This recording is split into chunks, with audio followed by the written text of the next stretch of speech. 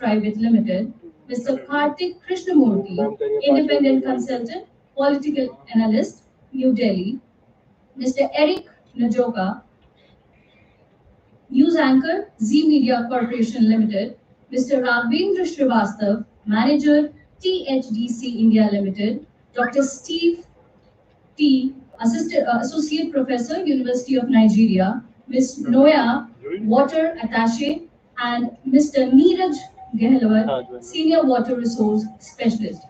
I would also like to extend a warm welcome for some of our esteemed guests who are going to join us on the virtual platform. Mr. Somendra Roy, Head of Academics, Controller of Examination, ISBM, Gurgaon, Ms. Kadambini Sharma, News Anchor, NDTV India, and Ms. Jodi Cohen, Middle East Reporter, Freelance, New Max Media. Once again, welcome to all and thank you for being the part of this transformative International Conference 2025. Let's have a huge round of applause for all the esteemed guests who have joined us for this conference. We will now have our traditional auspicious lamp lighting ceremony as a tribute to Ma Saraswati, the goddess of knowledge. Mother, we pray for the blessings with humility. Give us the wisdom to make this world a better place. May all the humans live in the harmony with nature and other forms of life. May the truth prevail and may the darkness of ignorance be swept away by the dawn of self-realization. And to do the honors, I request all the admirable dignitaries, distinguished judges, guests, to please join us for Saraswati Vanna and lamp lighting. Please.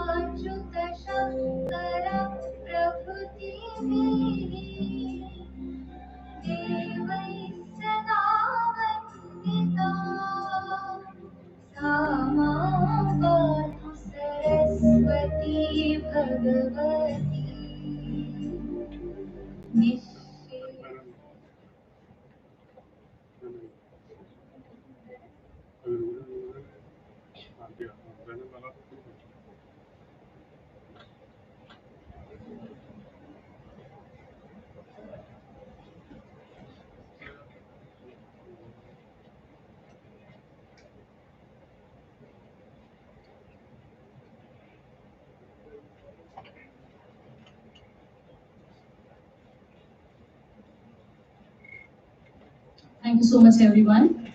I request all the dignitaries to tightly take the respective seats at the dais.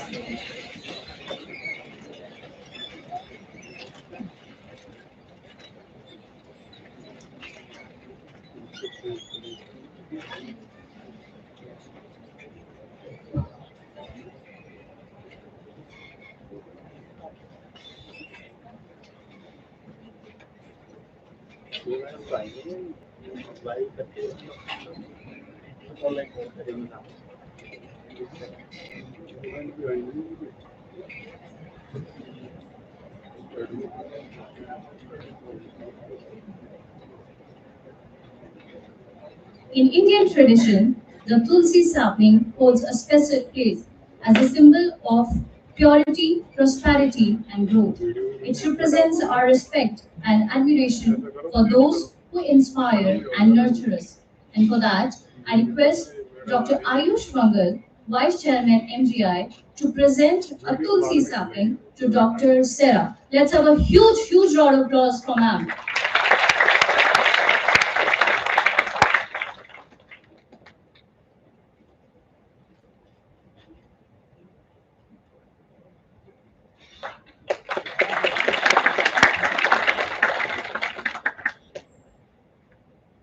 Thank you so much, ma'am. Now I request Professor Harish Bhatia, Director HR MIMT, to present a Tulsi sapling. I request Dr. Ajay Pratap Singh, Director IQAC, to present a Tulsi sapling to Mr. Sanjay Kishore, the Senior Editor. Let's have a huge round of applause for sir.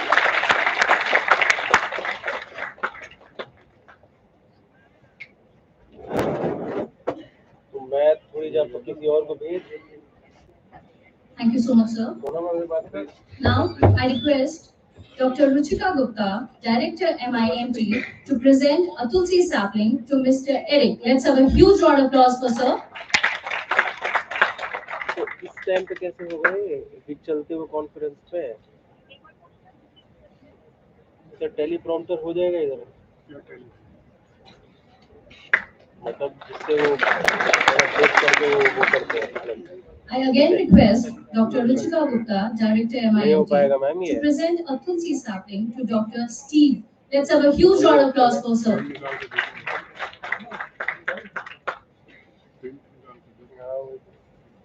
उसका तो setup करना पड़ता है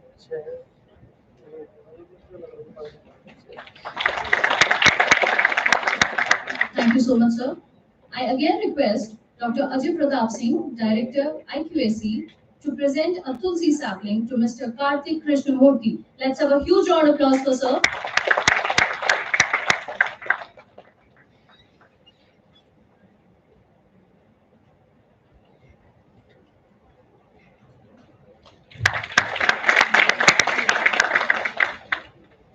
Now, I request Dr. Meenakshi Sharma, Dean MIMT, to present a Tulsi sapling to Mr. Raghavendra Srivastav. Let's have a huge round of applause for sir.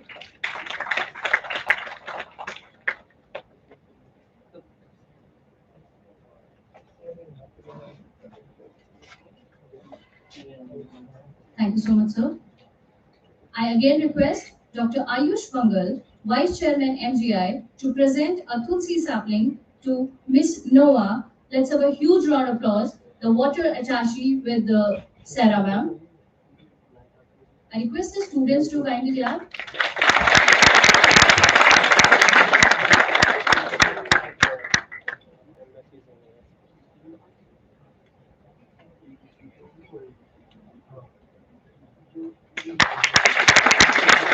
Thank you so much, ma'am. Now I request Dr. Jaspreet Kaur, BBA Coordinator MIMT, to present a Tulsi sapling to Mr. Neeraj Gehlawat, Senior Water Resource Specialist. Let's have a huge round of applause for sir.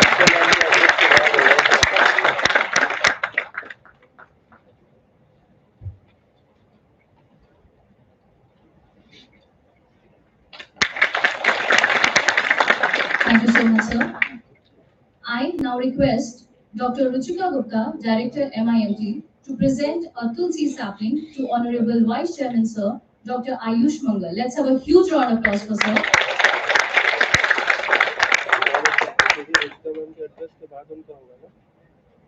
उन्होंने मैंने पीए को भेज दिया link भी भेज दिया बात भी हो रही है बट तब तक उन्होंने करा नहीं है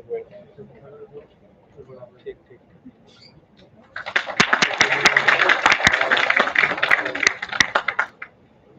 Thank you so much, ma'am. I once again welcome all the dignitaries on the dais and off the dais. Now, moving ahead, let me introduce you to the organization. Mangalmay Institute of Management and Technology is one of the premier A-grade NAC accredited institutions established in the year 2002 with a prime focus on innovation, excellence, and nurturing global leaders for a sustainable future.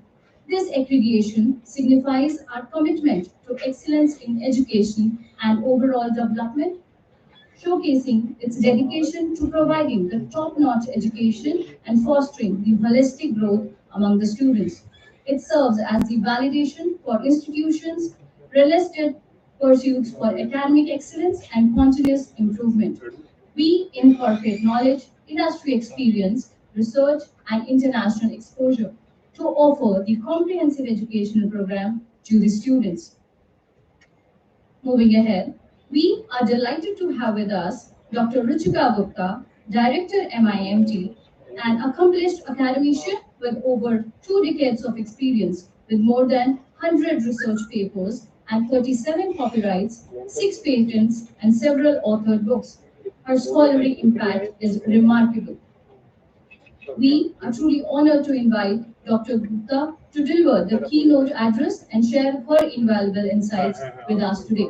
Let's have a huge round of applause for her as she comes on the stage. Thank you, Mr. Nadi.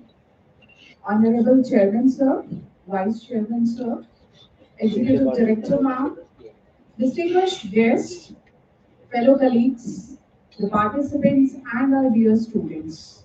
A very good morning. It is with immense pleasure and deep appreciation that I welcome you all to the International Conference on Energize the Future, Shaping Sustainable Solutions for Climate Resilience. On behalf of Mangalmay Institute of Management and Technology, I extend a warm greeting to everyone gathered here on our campus and to our many participants connecting online from across the globe. We are living in a defining era, one in which the challenges posed by climate change are vast, urgent, and without borders. From extreme weather events and rising sea levels to energy insecurity and environmental degradation. We face a future that demands bold, informed, and united action. This conference seeks to answer that call by bringing together a diverse and international community of researchers, policymakers, innovators, and practitioners, all committed to climate resilience and sustainable progress. The theme of the conference, Energize the Future, is both a call to action and a source of hope. It invites us to accelerate the transition to sustainable energy systems, to build communities that can withstand climate shocks, and to develop technologies and policies that safeguard our planet for future generations. As a host institution, we are deeply committed to sustainability and research excellence. We are honored to facilitate this global dialogue. It is our hope that this conference will inspire new thinking, spark meaningful collaborations, and above all, reinforce our collective resolve to shape a climate resilient future. I extend my heartfelt gratitude to our management, the organizing committee members, the faculty, staff, and the student volunteers for their tireless efforts in bringing this conference to life. Together, let us explore, learn, and co-create a vision for a sustainable future. Once again, welcome you all, and I wish you a thought-provoking and enriching experience throughout this conference. May God bless each one of us. Thank you so much. Thank you so much, ma'am, for your valuable words. Now, moving forward, to inaugurate this gathering of global minds, we are deeply honored to welcome our chief guest, a distinguished academic leader, Professor Dr. Y. Vimla, the Vice Chancellor of Master Kumbhari University, Saharanpur, Uttar Pradesh. May I now invite ma'am to deliver the opening remarks. She is joining us virtually today, so let's extend a warm virtual welcome and a round of applause as she comes on the screen. Let's have a huge round of applause for ma'am.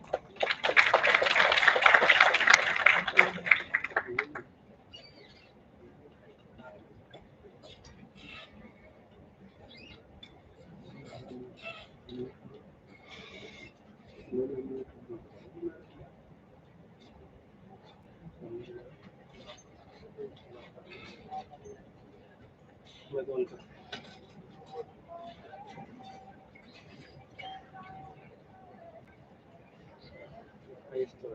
Ma'am, kindly unmute, please. But it's mute. Please kindly unmute it and you are online. Thank you.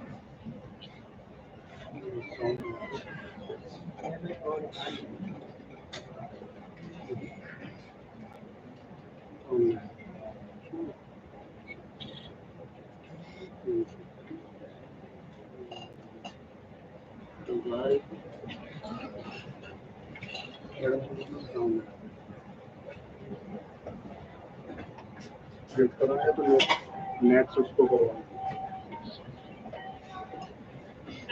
Ma'am, you're not audible still.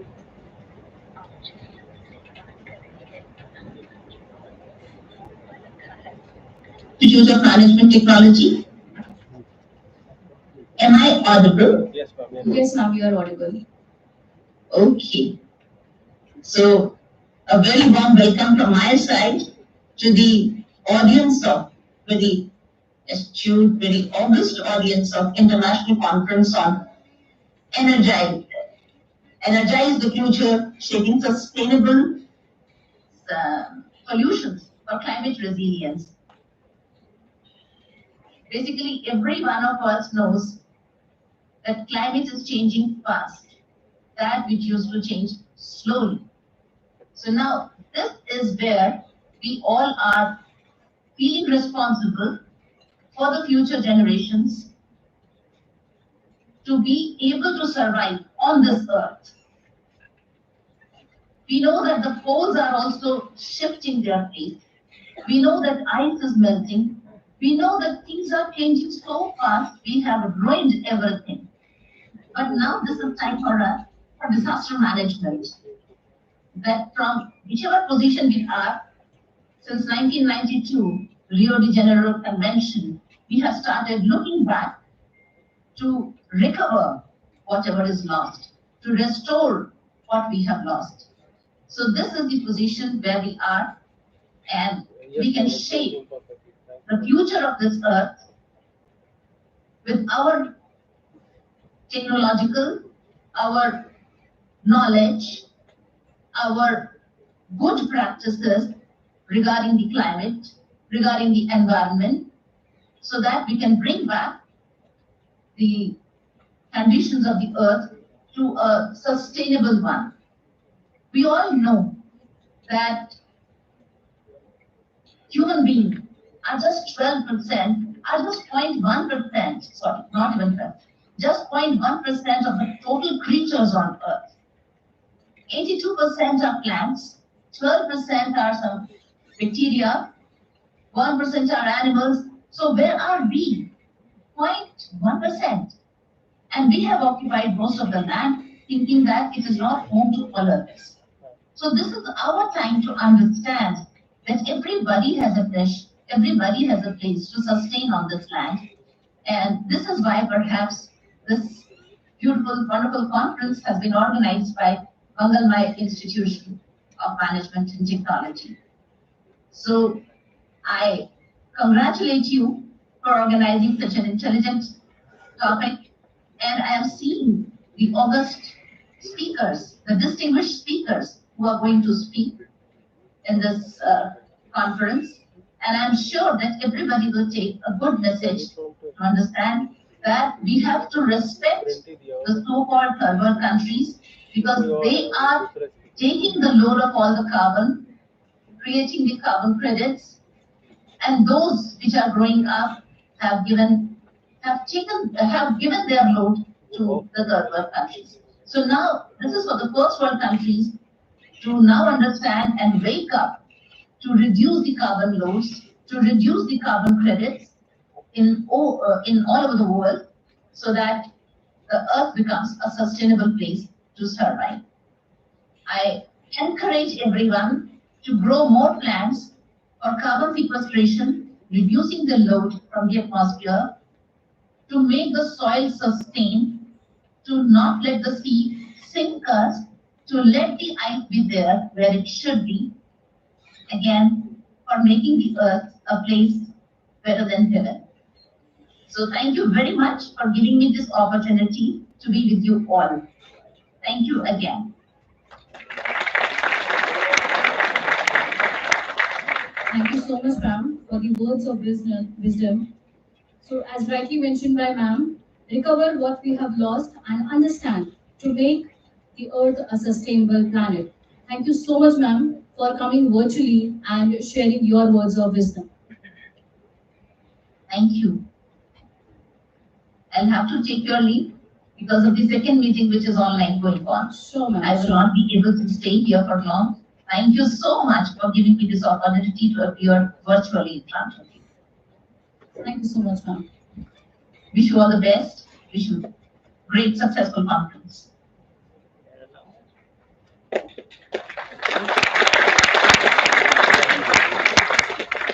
Now, moving forward, it's a great honor that we have with us Dr. Sarah Olga Yuneski is an experienced political affairs advisor currently serving at New Delhi, where she is responsible for analyzing and advising on the domestic political developments in India that impacts the bilateral relations. Her work involves the fostering of diplomatic engagements, enhancing mutual understanding, and supporting the policy dialogue between the countries. Before her diplomatic role, Dr. Yuneski held the position of Executive Director at the World Union of Jewish Studies, where she played a significant role in advancing the academic scholarship and international collaborations in Jewish studies. She holds a PhD in Jewish history and European studies, with deep expertise in the historical and cultural intersection between Jewish communities and broader European context. Dr. Sarah's academic and professional background bridges the diplomacy, policy research, and Jewish historical scholarships, making her a distinguished figure in the both international relations and academia. And today, ma'am is with us, so let's welcome her with a huge round of applause to share her insights on the international conference.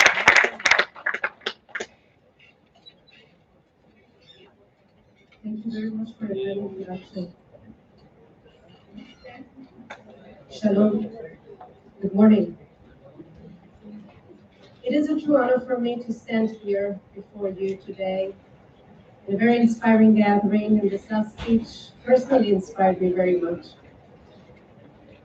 To be here in India is very, very special for me, as it is a nation very rich in tradition, innovation, and the collective will to build a better and more sustainable future.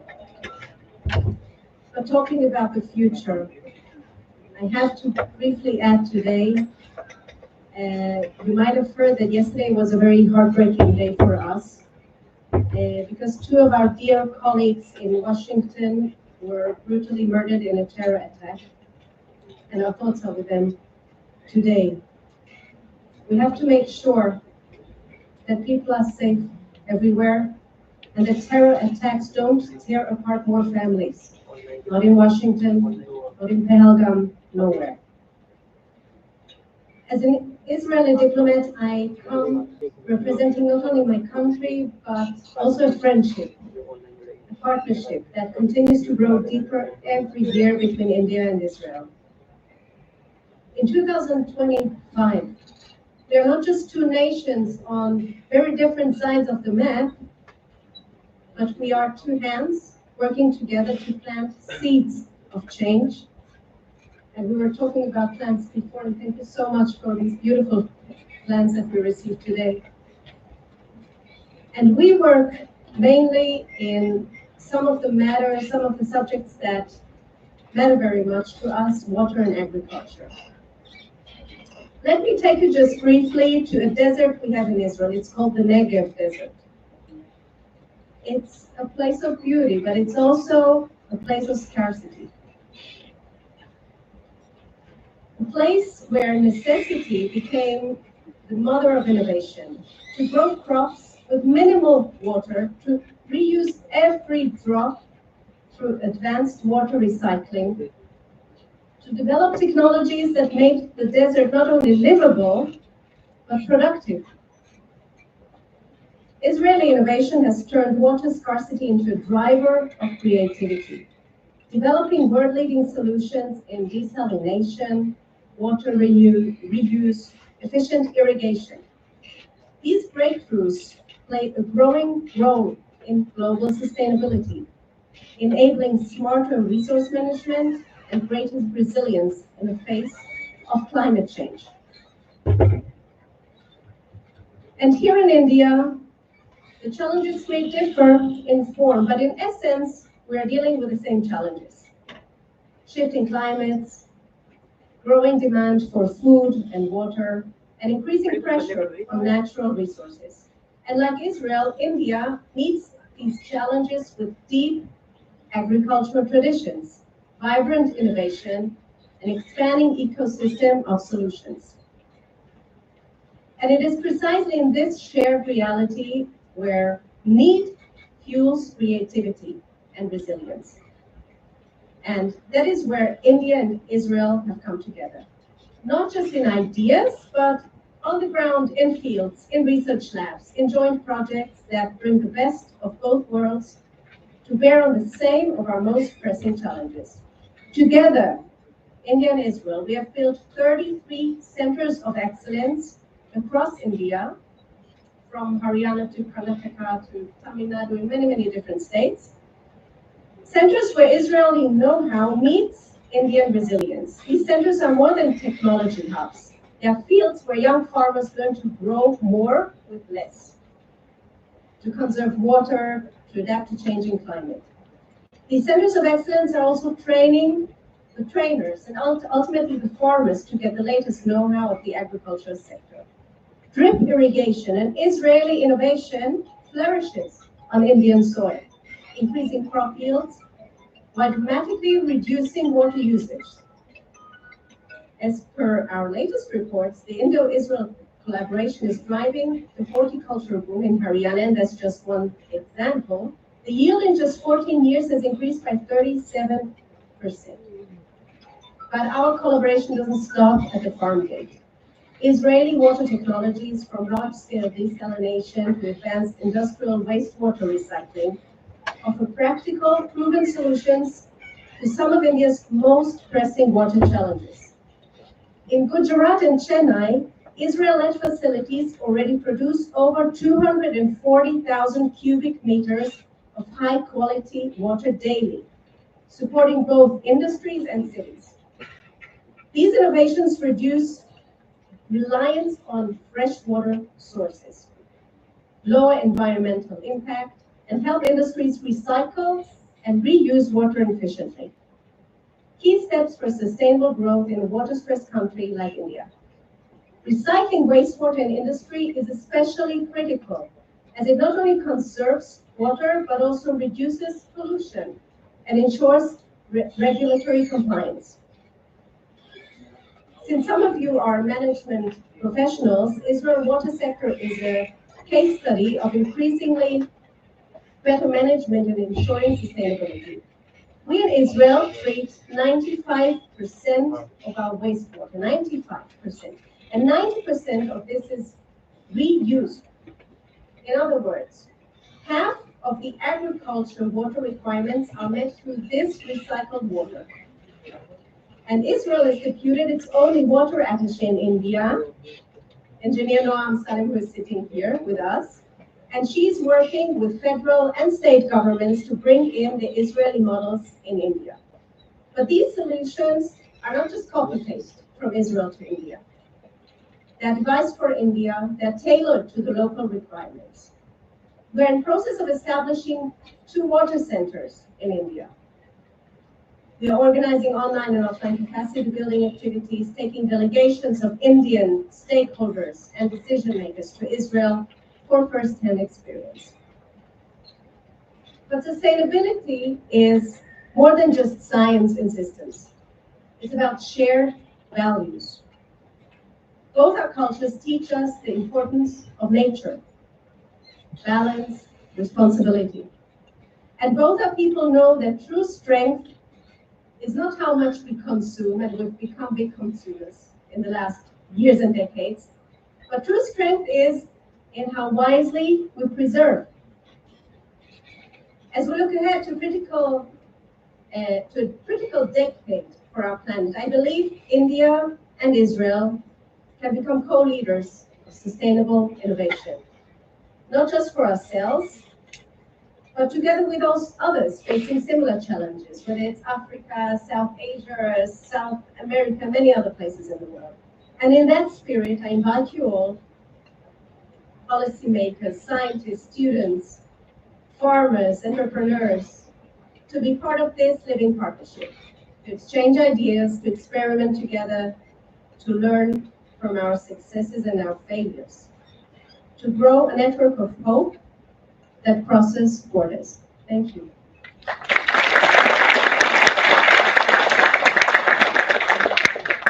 Thank you so much, ma'am, for your enlightening words. Be it any country, everyone is facing the same challenges. And thank you for highlighting that how the partnership between the India and Israel relation is actually making it possible to make it sustainable. And how Israel is using the recycled water, it is actually an inspiration for all of us. Thank you so much, ma'am. Now moving forward, it's an honor to introduce Mr. Sanjay Kishore, Senior Editor and Manager, Sports Private Limited, with nearly 25 years of rich experience in sports journalism. Mr. Sanjay stands as a distinguished figure in the Indian media landscape as a seasoned journalist and a masterful storyteller and a true lover of words. His bond with the words began in school, where very ripple of the thoughts found its way into the paper. Once his thought-formed words, they grew wings and sparking a journey in the search of horizons that would eventually lead him to an Indian Institute of Mass Communication, Delhi. At IIMC, his ideas met with the diverse perspective from across the country and shaping his vision and shaping his dreams of becoming a journalist. It was a time when the world of electronic media was just taking shape, and Mr. Sanjay found his seat on that exciting journey. His professional career began in 1998 with Z News, where he entered the dynamic world of sports journalism. Those first 5 years were filled with the rich experiences, meeting the cricket legends, sharing the conversations that shaped the narrative of the game, and even covering the Cricket World Cup of South Africa, a milestone etched in the memory.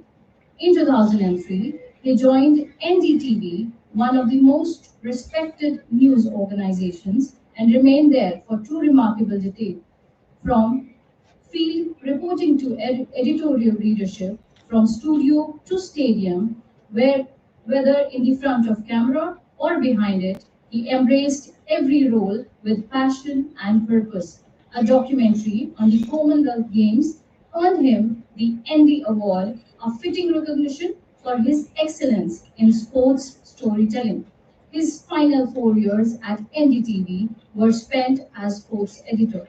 Today, he continues his journey with equal vigor at the Lucknow Super Giants IPL franchise, where he serves as the content editor. This field remains familiar, but the roles have evolved. Yet what remains unchanged is the enduring love of storytelling. As it beautifully puts it, sports offer speed, thrill, and connection, but the restlessness of the thoughts can't always be contained by boundaries. And so I continue to write because it is in the words that I find peace and perhaps the truest flight. Please join me in welcoming Mr. Sanjay Kishore on the stage.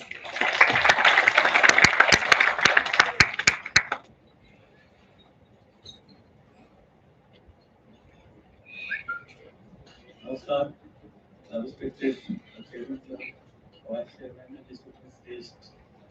अब मैं भले media से जुड़ा हुआ हूँ पिछले 30 साल से, मगर मैं अच्छा स्पीकर नहीं हूँ. I am a writer but not a very good speaker.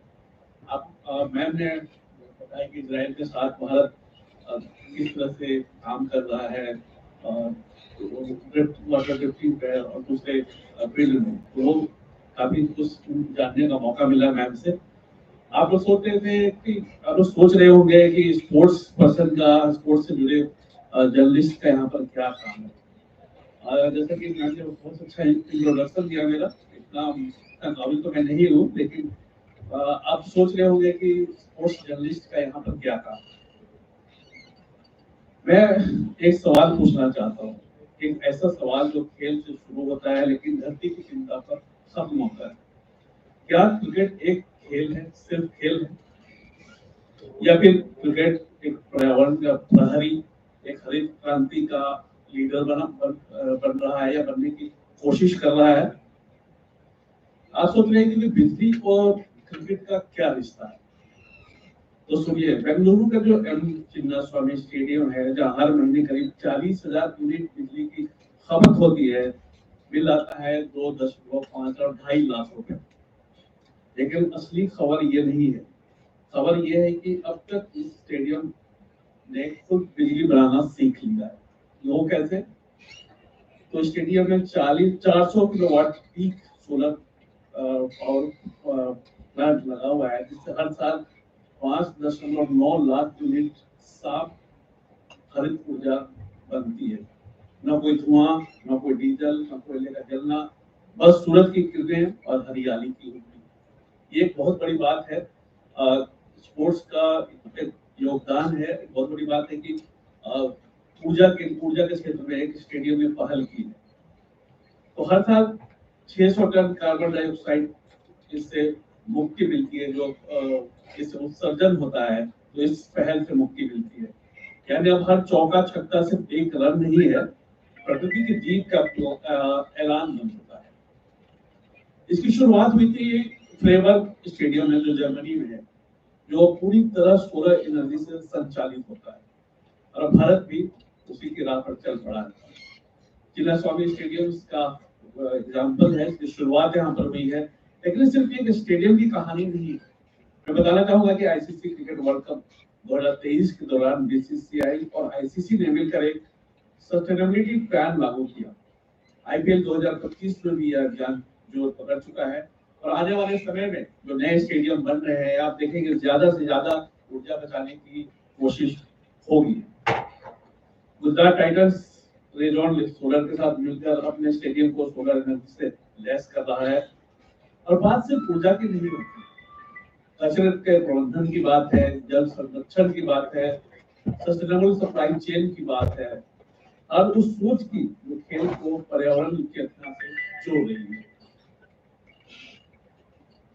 तो साथियों, वक्त आ गया है यह कहने का कि क्रिकेट अब सिर्फ एक खेल नहीं रहा, यह बन चुका है हरियाली का लीडरशिप, एक चलती फिरती पर्यावरण की एक नई उम्मीद। जब स्टेडियम की छत पर सूरज चमकता है तो सिर्फ रोशनी नहीं आती, एक क्रांति जन्म लेती है। अब हर चौका छक्का सिर्फ रोमांच नहीं लाता, वो हमें याद दिलाता है कि असली जीत धरती की होती है, क्योंकि रनों की दौड़ में ऊपर होती है सांस लेने लायक हवा की जरूरत। आपने देखा होगा कि पिछले अगर 5-6 सालों की बात करें तो दिल्ली में जाड़े के दिनों में मैच बिल्कुल नहीं हो पाता है। इतने पर्यावरण इतना प्रदूषित हो जाता है कि मैच तक रोकना पड़ता है, और इसके लिए पूरी दुनिया में भारत की छवि इससे खराब हुई। उसको देखते हुए बीसीसीआई और किसी ने पहल की है कि जो स्टेडियम्स हैं उसको कम से कम ऊर्जा के लिए वो स्वावलंबी बने, ये कोशिश शुरू हो चुकी है। क्योंकि रनों की दौड़ से भी ऊपर होती है सांस लेने लायक हवा की जरूरत। और अगर क्रिकेट उस लड़ाई में आगे बढ़ रहा है तो यकीन मानिए खेल अब सिर्फ खेल नहीं रहा, ये आंदोलन बन चुका है। और दूसरे खेलों को भी क्रिकेट से प्रेरणा लेकर जो बहुत सारे स्टेडियम बन रहे हैं इंडिया में बीसीसीआई की मदद से या आईसीसी की मदद से, तो उन स्टेडियम में कोशिश यही हो रही है कि जो ऊर्जा संरक्षण को और कचरा प्रबंधन को ध्यान में रखकर स्टेडियम बनाए। बहुत बहुत धन्यवाद।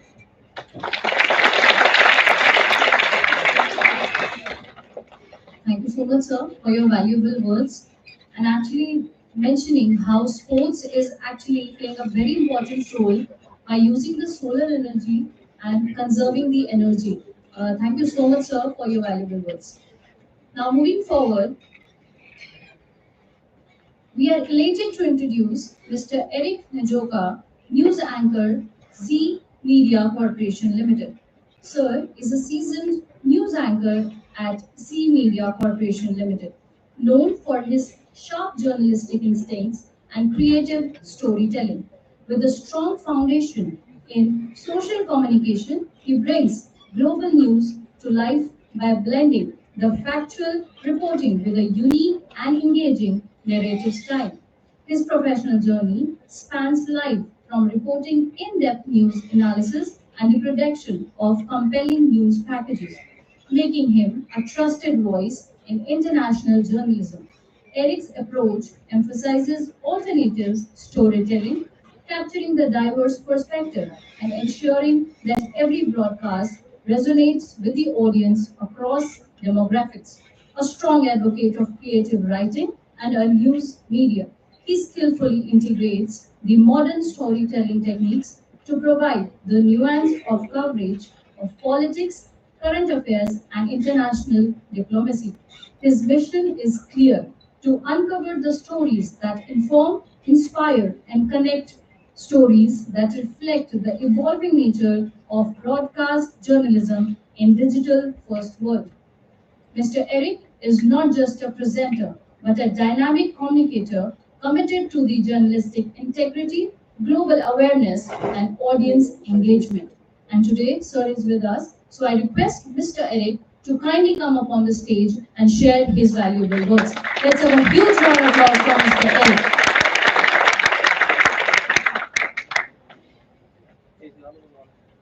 Wow, that's a great introduction. Thank you very much. And thank you to the chairman, board of MIT, and the students for the invite, and welcome to the institute. Namaste. Namaste. Namaste. Thank you. So, as a journalist, I'm here to speak about what I do, why I do it, and why it is important to pass information that is truthful and impactful. So there are two words that I want you to remember: truthful and impactful. So as journalists, our goal has always been to pass information that is, again, truthful, impactful, just, objective, factual, informative, direct, authentic. I can go on and on and on and on because the list is so long. वो join भी कर चुके हैं These are the principles मैंने that message not करा था only ma'am को newsmakers, को बुला लिया leaders, policymakers have to abide by, but it goes across board. ठीक Across board means everywhere. A journalist also has to have a beat, B-E-A-T.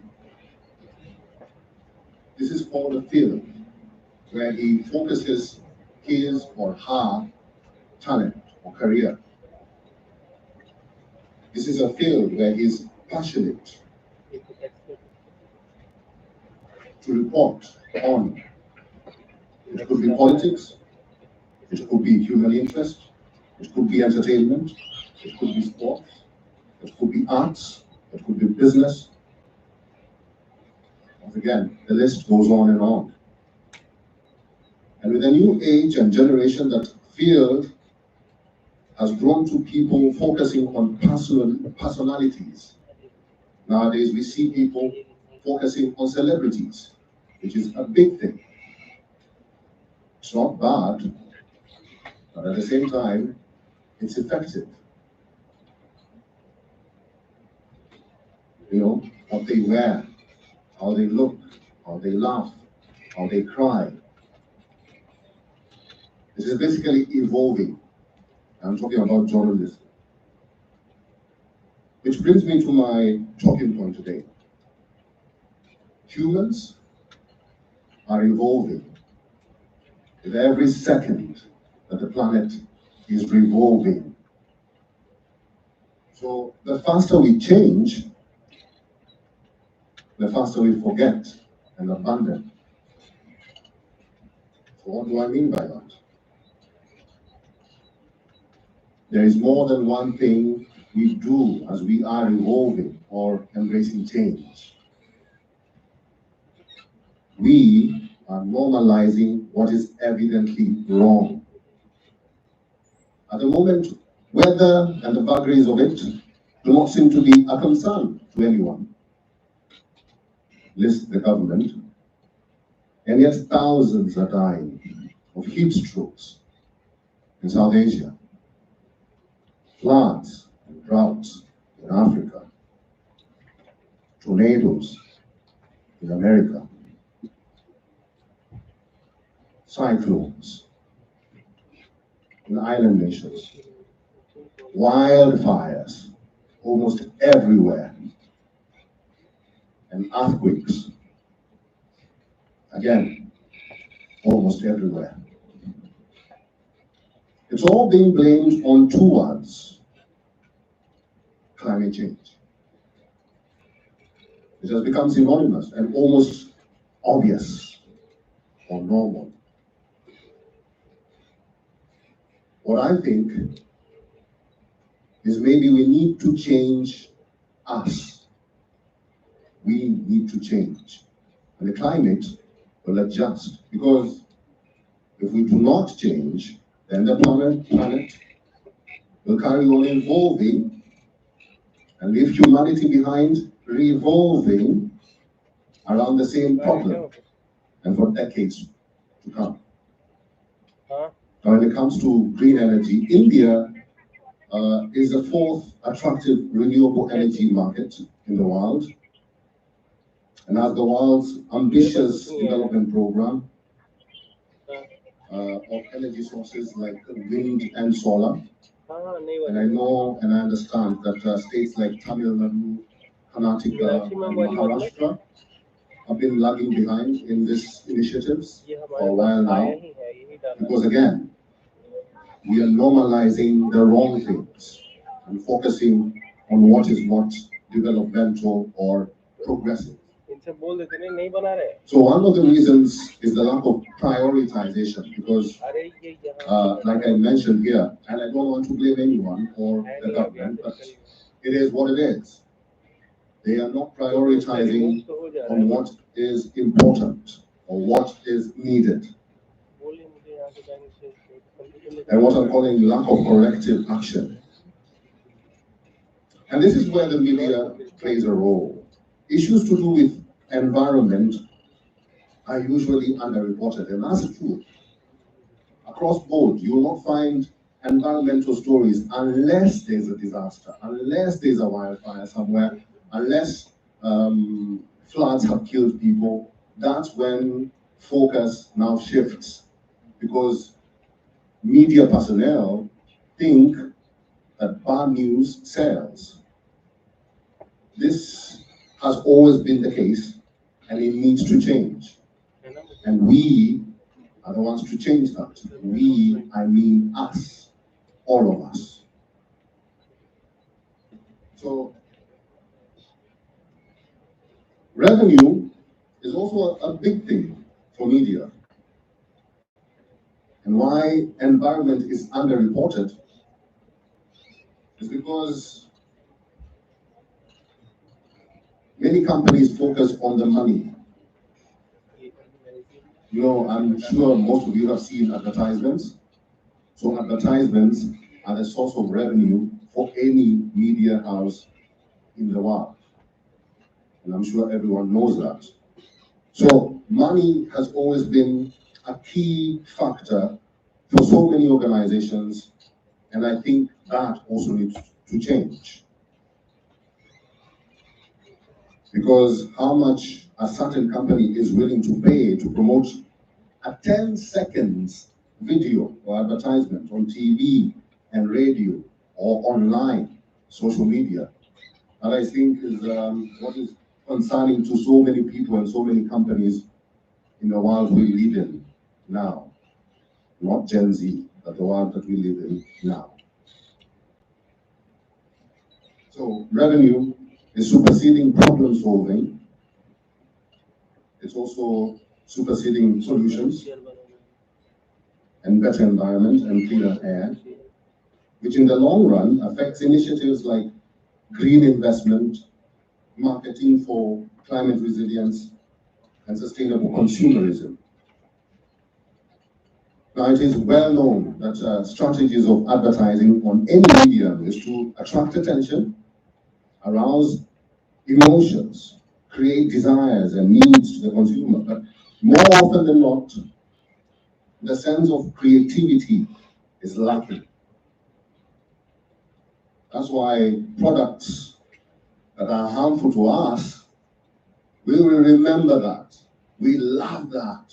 We adore that. It's always memorable. Because creators of that advertisement did something that not everyone does. They were creative. Creativity matters. Because, once again, boring is not in the vocabulary as we speak. Well, the power of media in green markets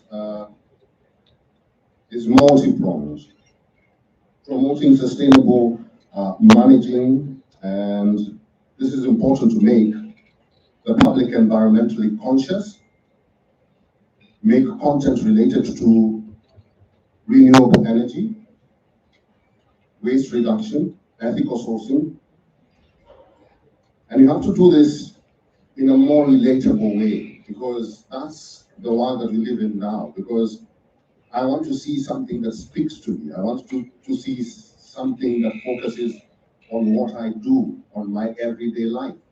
Is it relatable? Is your product relatable to the person or the consumer that actually goes on social media, goes on Twitter, goes on X, goes on Instagram, goes on whatever social media platform that people use? Are you addressing their issues, or are you just going with the flow and forgetting about what they need? Most of the time, students are ignored, right? Right? Students are ignored when it comes to social media and the problems that they're facing. And I think companies need to focus on that. They need to focus on giving them what they know or what is relatable to them. Keep in mind, these strategies emphasize the benefits of the product, strive to make it appealing and captivating. The product has to tell a story. Your product has to tell a story. It has to be different, not the same story that we've had for generations. You have to educate. You have to inform. You have to also collaborate with like-minded brands. And always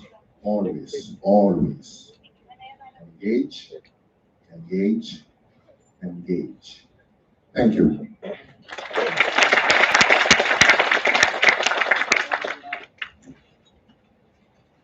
Thank you so much, sir, for your inspirational words and very two important words as mentioned by sir, truthful and impactful, and how the media can actually play a very important role to actually give us the exact information about the environment and the climate change that is faced by every country. Thank you so much, sir, for mentioning in the few words. Now moving forward, now joining us on the virtual platform, we are honored to welcome a seasoned academician and a thought leader, Mr. Somendra Roy, currently serving as the head of the academics and controller of examination at ISBM BIMT Gurgaon. With over 2 decades of rich experience in academia and corporate sector, his presence truly enriches this gathering. Mr. Roy is widely respected for his student-centric teacher approach, deep understanding of academic framework, and commitment to nurturing talent. Known for his discipline, punctuality, and compassion, He believes in consistency and innovation as cornerstone of impactful education. We are honored to have him join us virtually today, and we look forward for his valuable insights. Let's welcome him warmly as he connects with us on the virtual platform. Let's have a huge round of applause for Mr. Roy. I hope I am audible to each and everyone. Yes, sir. So good morning to all the honorable guests, panelists, colleagues, students, and fellow professionals. We find that we stand at a strange inflection point. Capital markets have never been larger, faster, or more sophisticated. Yet the planet's atmospheric balance sheet is more distressed than any bankrupt. When I audited factories in my corporate days, a reading cost cycle triggered an immediate boardroom scramble. Why do we call it ecological red ink with a straw? Sustainability, especially green finance, is the discipline that forces money to acknowledge thermodynamics. It tells capital your profits are imaginary if your inputs are real. 2 years ago, the sustainable bond market finally broke the US $1 trillion barrier. It's a 20% year-on-year jump. That milestone proves investors are not merely willing but eager to channel capital into projects that cut emissions, restore ecosystems, and build climate resilient infrastructure. Meanwhile, sustainability-linked loans surged to 907 billion euro in 2024, with performance-based interest rate step downs that literally reward companies for meeting ESG targets. In short, you can say that green finance is no longer a niche; it is becoming a yield curve of the future.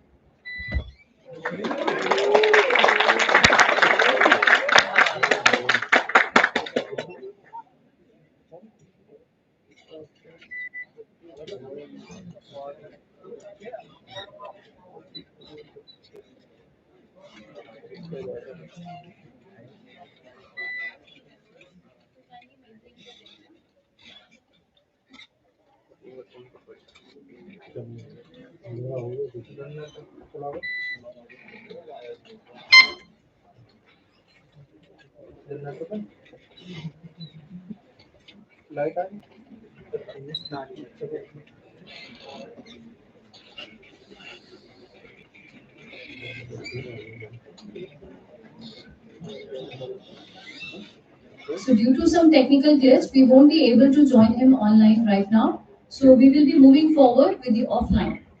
So moving forward, we are privileged to have with us Mr. Steve. Sir is a committed and accomplished management lecturer with over 5 years of experience in teaching core and advanced courses in HRM and organizational behavior. His academic record includes the courses such as strategic human resource management, organizational change and development, and employee engagement, each delivered with clarity, depth, and a strong emphasis on practical emphasis. A PhD in management from Sharda University, Mr. Katana has also been a prolific researcher. He has authored numerous scholarly articles published in national and international journals, including those in text in Scopus and AVDC, particularly in the domains of employee relations and HR practices. With a blend of academic rigor and real world understanding, Mr. Steve is continuing to inspire and prepare future professionals in the field of management and human resources. Please join me in welcoming Mr. Steve on the stage. Over to you, sir.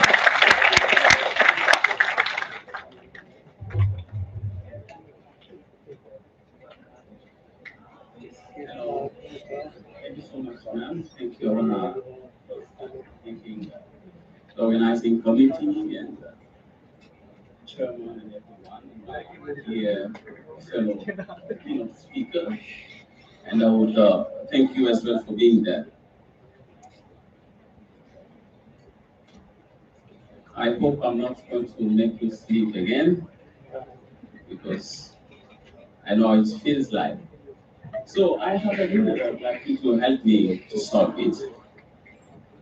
Here's how it goes.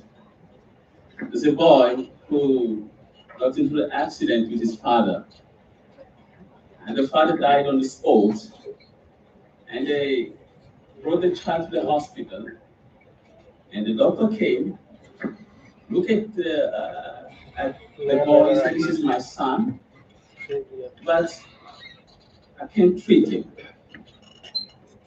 So, according to you, how did it happen? Because they said the father died on the spot, and yet here the doctor looked at the son and said, "This is my son, but I can't treat him." Would you help me to solve this?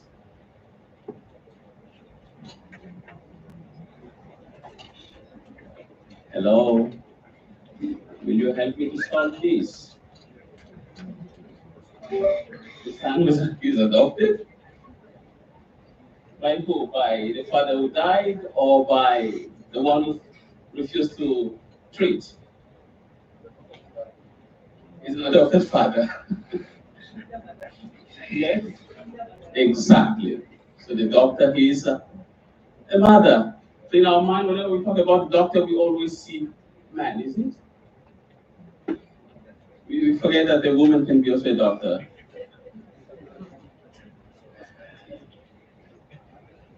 Thank you. It was just to bring a smile your face, right? We are talking about future, energizing future. Today, you would agree with me that it's the same day that you and I yesterday were calling future, yes or no? Today is the same day that yesterday we were calling it it's going to be future, or it's a future, yes or no? Yes. And yet, we are there. So future is not really ahead of us. In order to make it something that we want, we should start doing something today. We are all talking about climate change. We all are complaining about. We all are trying to find solutions in order to solve the issue. You would agree with me that whenever we buy any appliance or whenever we buy anything, they gave us with the box, it is well packed. And when we open it, what we find first? When we open the box, what we found first? Hello, I want it to be interactive. I don't want to be, only me speaking, no. You go to the shop to buy a phone, and they gave you a brand new phone on the box. When you open, what do you see first? Phone? No.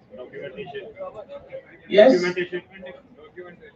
There's a menu, yes or no?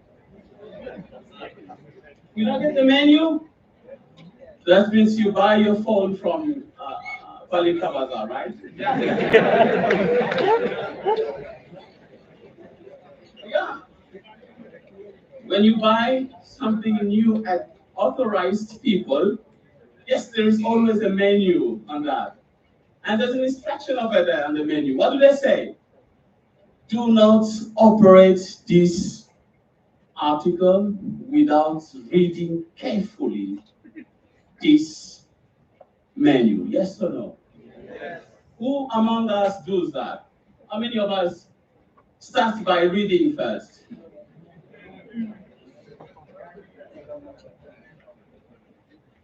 We don't read, yes or no? And what do we say? No, I already know how to use this. I already know how to operate it, therefore I don't have to waste my time. Yes or no? Yes. As a result, something we tend to abuse it. Abuse simply means abnormal use, right?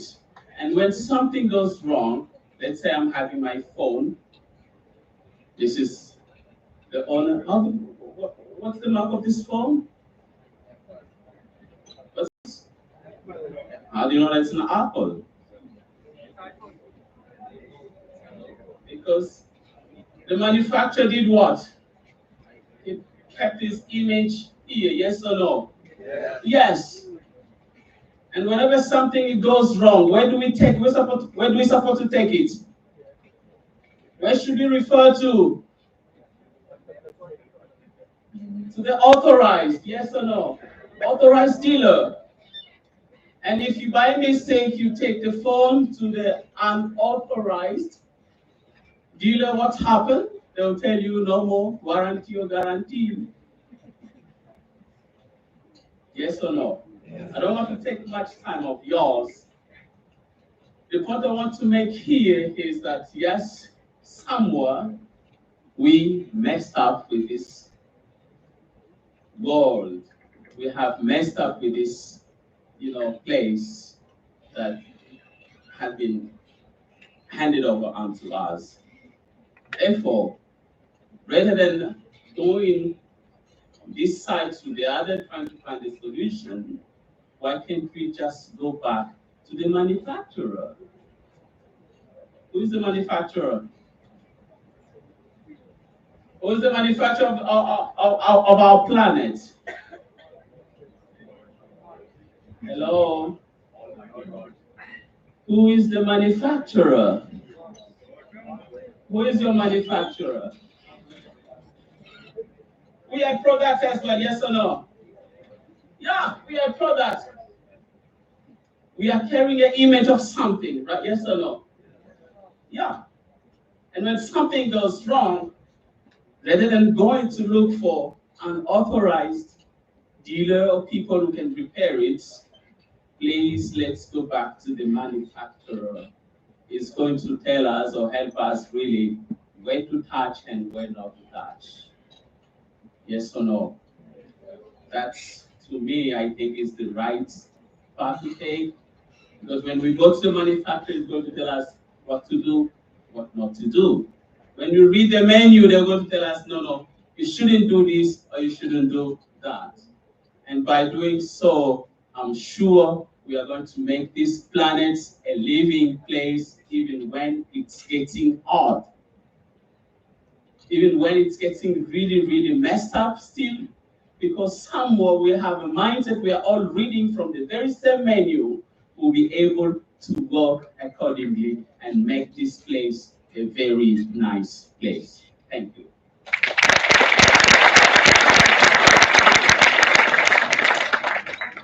Thank you so much, sir, for actually making it a very interesting talk, and how beautifully through a story you made understandable to the students that the importance of climate change. Thank you so much, sir. Now moving forward, we have with us Mr. Karthik Krishnamurthy, a dynamic professional with over 2 decades of cross-functional experience across the political consultancy, data analytics, editorial strategy, event management, and emerging AI application. His career has been marked by impactful contributions to high-profile political campaigns, including 2024 general elections and multiple key state assembly elections, where he led AI-powered campaign strategies, voter segment analysis, and hyper-targeted digital outreach. Mr. Karthik has also held the senior editorial roles at the leading media houses like Z Media and NDTV, where he was instrumental in enhancing the audience engagement, optimizing the content through performance metrics, and aligning the editorial direction with strategic brand goals. He has managed flagship shows such as the DNA Show, The Buck Stopped Here, and showcasing his editorial acumen and media leadership. His expertise extends to large-scale event planning and media coordination, often interfacing with the senior stakeholders, government officials, and international partners. Mr. Karthik's deep understanding of audience behavior combined with his proficiency in AI tools allows him to craft data-driven narratives and strategies that resonates across the platforms. His ability to seamlessly integrate the traditional media with cutting-edge digital innovation makes him a forward-thinking leader in the India's evolving political and media landscape. Now, I request Sir to kindly come over and let's have a huge round of applause for Sir for highlighting some of the issues relating to climate change. Thank you so much. So, good afternoon, everyone. Thanks to the chairman, sir, and the team at MIMT. I would like to begin my speech with my condemnation towards what happened to Israeli diplomats in New York yesterday. And it was a very terrible thing that they have done as far as the shooting goes, and just in the name of somebody brainwashed in the name of Palestine. Now, for today's topic. So let me begin with saying that everybody might have heard about air conditioners. You might be very familiar with that. And you might be thinking, why am I starting with something that is so mundane and ordinary? Now, any questions about it? But this ordinary thing hides the most important part of my speech, and it's the solution to the biggest problem, that is replenishing our rapidly depleting groundwater, which no might be aware of. And it's a very simple and practical thing which has been ignored by everyone around. And I'm talking about harvesting the drainage water that is coming from an air conditioner's pipe. And it's very straightforward. It has been ignored by everyone. It's hiding in plain sight. So collecting this water, generally it is used for, say, cleaning purposes or watering the plants, but whereas it can be used, harvested in a better way by trying to, collect it in a proper way and replenishing the groundwater system. Now, in most of Delhi NCR, you might be having, there are around about 70 million households as per the upcoming survey of 2025. And every household is equipped with at least 2 air conditioners, which run non-stop for approximately 8 months, and at least an 8-hour stretch in every day. Generally, the amount of water that is generated is between 1 and 1.5 liters for a 1.5 to 2 ton air conditioner, and it varies from month on month to depending on the amount of moisture that is available in the air. So, if we are looking at 70,000 households with an average of 3 air conditioners, which run for around about say 8 hours a day. So we are looking at 30 liters of water every day, and if we do the mathematics, say comes to around about 38. Say 38. Just let me refer to my 35 million liters of water a year. That's 35 million cubic meters to be precise. And that is approximately something that a large lake or a dam might hold. And if replenished, currently Sarah was talking about agriculture depleting water levels. which many of our farmers are facing in Punjab and Haryana by growing crops that are not, what do you say, resident to that particular part of the country. And it has depleted the water levels by leaps and bounds. And there are few decades, our next generation won't be having the luxury of, going to a water park by the way things are holding. So, in case if we are able to harvest this water, it might, or even 50% of the water, it might be able to supply drinking waters for nearly 10 million people for a whole year. And we do not have to change our lifestyles dramatically for this. It's a very simple thing, but yes, it might be cost effective and there should be support from the resident welfare associations and financial support from the government and infrastructure support from the support services.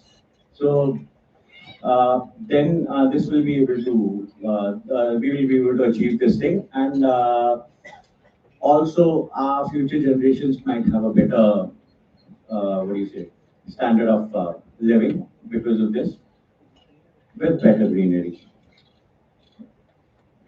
And that's all I would like to conclude this with.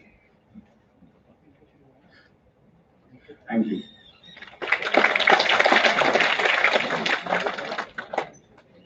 Thank you so much, sir, for your valuable thoughts and how actually the lifestyle that we have is impacting the climate change. Thank you so much, sir. Now, moving forward, it's my pleasure to introduce a distinguished voice in international journalism and sustainability reporting, Ms. Jodie Cohen. Jodie Cohen is an award-winning Middle East reporter who brings the global perspective to some of the most critical issues of our times.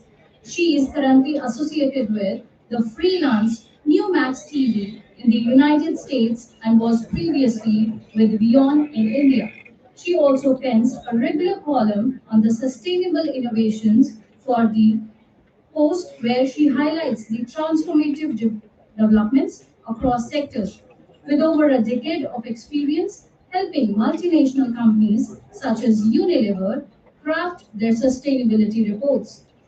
Ms. Jodie bridges the world of media, corporate responsibility, and global innovation.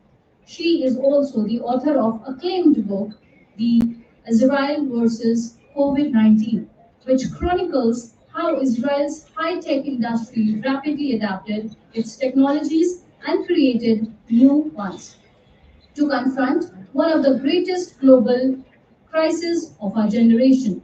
Please join me in welcoming Miss Jodie Cohen, who is joining us virtually today. Let's extend a warm welcome as she appears on the screen to share her insights with us. Let's have a huge round of applause for Miss Jodie Cohen. Thank you very much for the lovely introduction, and I'm really happy to be with you all today. I just want to start by saying I really love India. I visited twice. I've got a lot of friends there, and through my work over 5 years with WION, and I also have family and a son, so I've really been thinking of you all over these past few tense weeks. My theme today is to talk about Israel and sustainability. This is something that I've written about a lot over the last few years in my column in the Jerusalem Post, looking at sustainable innovations coming from Israel and the startup ecosphere here, and how Israel is sharing those innovations with other countries. Now, the theme is really driven by need. That's how I see it. Israel's a tiny country. It's smaller than the state of Meghalaya and also smaller than New Jersey in America, and smaller than Wales, if any of those mean anything to you. More than 60% of its land is desert. There are only 2 water sources, and one of those is the Dead Sea, which is completely undrinkable. So as a result, this is how I see it, as a result of that need, Israel has adapted and had to find solutions to its challenges. So if I could give you a few examples, Israel As a result of that need, has become a global leader in recycling water. 90% of its water is recycled, and that's the highest rate globally, and it's used primarily for agricultural irrigation. Israel's a leader in desalination. Its desalination plants supply water for drinking, industry and agriculture. And Israel has now got to a stage of not having enough water to now being able to share water with others. It has water deals with the Palestinian Authority, with Jordan and with others, and it also shares its expertise globally. Water from air, so this is a relatively new one, and there's a company called WaterGen that extracts clean drinking water from air humidity, and that technology is now available in more than 35 countries, and I live in a place that's very humid, so that is a relief. Drip irrigation is another area where it's become a global leader. There's a company called Nisafim. They deliver water directly to the plant's roots, and that reduces water use by up to 70%, increasing crop yields, and it's used in more than 110 countries around the world. If you look at other examples aside from water, sustainable farming is an area, again, where Israel has really developed innovations, and they use AI, sensors and drones to monitor and increase efficiency. If you look at solar energy, Israel doesn't have oil, and it's invested in solar energy. Every building has solar panels on it. So coming from England, I really saw that that was a real noticeable difference when I arrived in Israel. And also, if you look at waste, there's companies like Home Biogas, and they're transforming organic waste into cooking gas and fertilizer. And they say that reduces waste. Well, they're reducing waste that way. They're helping to reduce waste in 40 countries around the world. Now, coming from reporting in Israel, much of the past year and a half, as I'm sure you can imagine, has spent not talking about sustainable innovations, but rather reporting on the war and what's going on here. So I wanted to address the war and how that's impacting the sustainability, the innovation sector. So Israel's faced wars since it was recreated in 1948. So the country has had to develop the people have had to develop a resilience because of the wars. And in this war, as in all others, and even at times not at war, there's compulsory military service, and everybody is called up for roughly a month of every year to continue their service, and this can go up to in your 50s. And despite that, so despite the fact that people have to spend time away from their work to do this service, there's been a new climate tech status report that's just been published, and that shows that Israel's climate tech sector has been remarkably resilient. There are around 1,000 active companies, and that's despite a global and local investment downturn. Dozens of startups have launched despite the war that's going on, and there's been continued strong international investor trust and a record $105 million in public funds to support early stage innovation, and that's for 2024, so that's just been released. Also looking at India and Israel, there's a lot of partnership work between the two countries. For example, there's the Indo-Israel Centers of Excellence, there are the Villages of Excellence, and they really focus on water and sustainable agriculture. And that cooperation is expected to increase not only through the I2U2 initiative, which is India, Israel, the UAE, and the US, but also through the IMEC, which is the India Middle East corridor that's being established. So together, India and Israel are expected to take cooperation to new heights. Thank you very much. Thank you so much, ma'am, for taking out time from your busy schedule and sharing your insights on sustainability agriculture and sustainability innovation, and highlighting the high-tech industry in the Israel that is making it possible. Thank you so much, ma'am. Thank you. Now, moving forward, we are privileged to have with us Mr. Raghvendra Srivastav, Manager, THDC India Limited. Sir is a seasoned professional with over 15 years of experience in the power and renewable energy sector. Underpinned by a strong academic foundation, he holds a Bachelor of Technology from NIT Surat and an Executive Postgraduate Diploma in Management from IIM Kashipur, combining the technical proficiency with the strategic business acumen. At THDC, Mr. Raghavendra has been at the forefront of financial planning and project cost management for major infrastructure initiatives. He has led financial modeling, budgeting, and investment planning for construction projects, ensuring the alignment with the both fiscal discipline and the long-term sustainability goals. His financial strategies have been instrumental in enabling the delivery of climate resilient energy systems within the budgetary and regulatory frameworks. In addition to his financial leadership, Mr. Raghavendra has contributed significantly to the design and engineering of the Terry Pumped Storage Plant, a key project enhancing the grid stability and renewable integration. He also played a vital role in import and deployment of advanced voltage source inverter (VSI) technology from Germany, improving power conservation and efficiency and system reliability. Through his unique blend of financial expertise, technical leadership, and commitment to sustainable development, Mr. Raghavendra contributes to support the India's mission for climate resilient infrastructure and clean energy transition. I request Sir to kindly take the podium and highlight us something about the climate change. Let's have a huge round of applause for Mr. Raghavendra.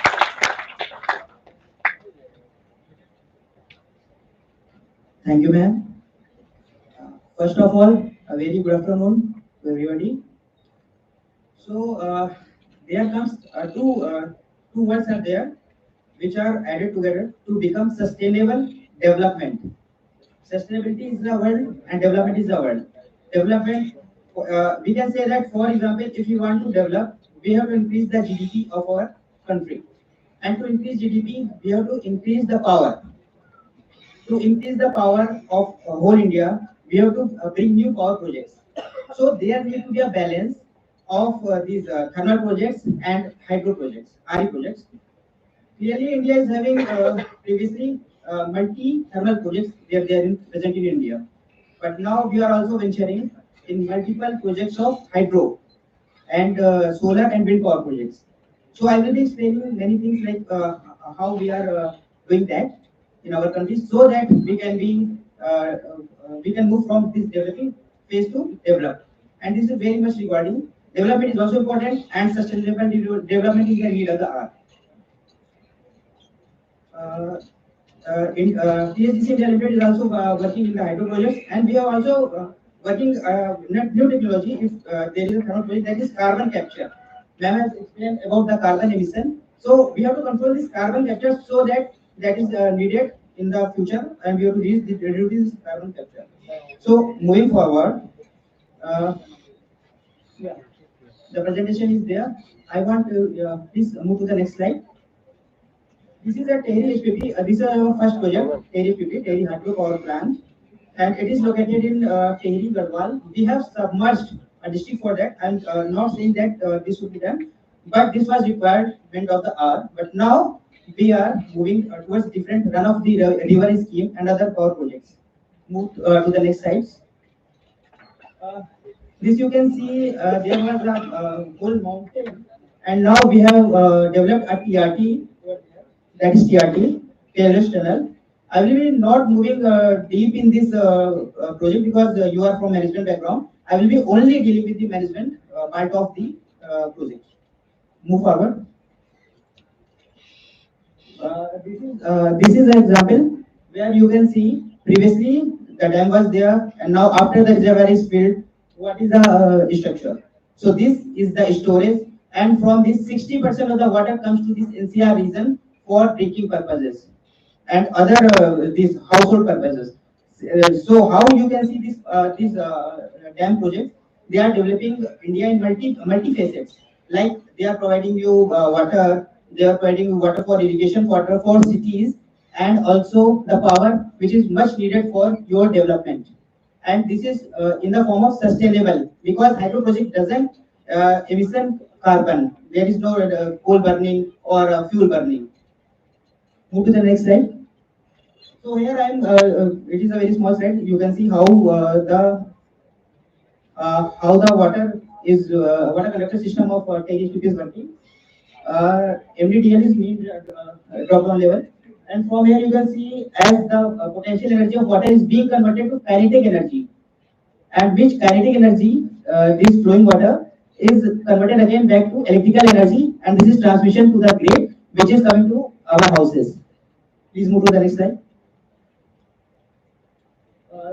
This is a spillway system. Next slide.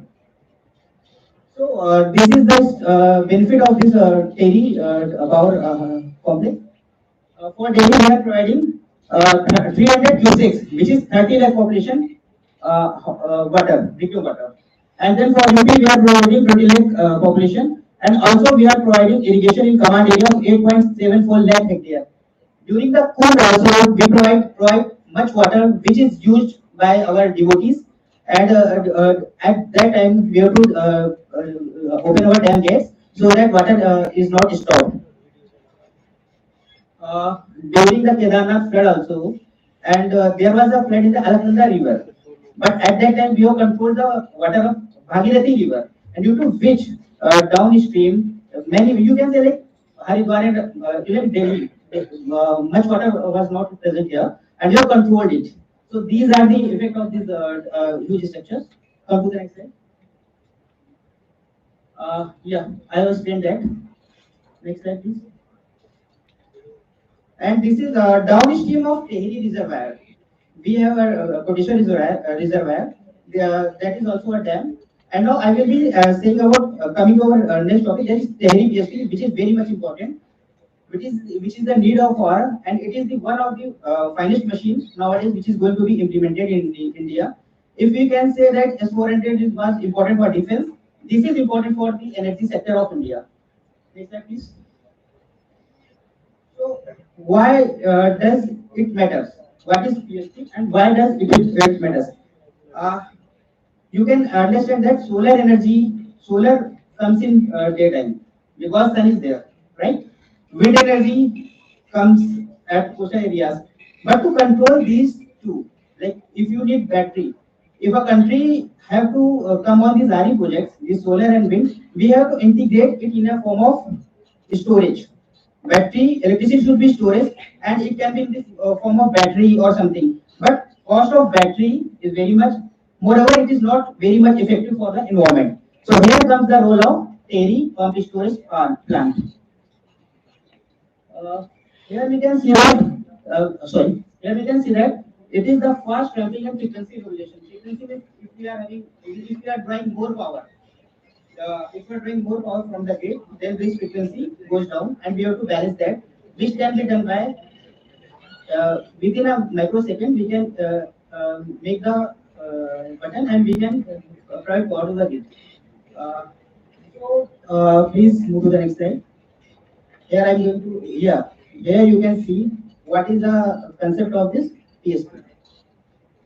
Here the upper one is TERI reservoir, lower one is Kodishwar reservoir, and during the during the daytime, we are moving the energy from the upside to the down, and during the opposite, whenever during night time or somewhere we need power, we can move this water backwards. So we can move to next slide. That is the operational philosophy of the project. During summer, pumping will be between 2 a.m. to 5 a.m. and that is not peaking hours, and generation will be during the peaking hours. Peaking hours, what does the peaking hours mean?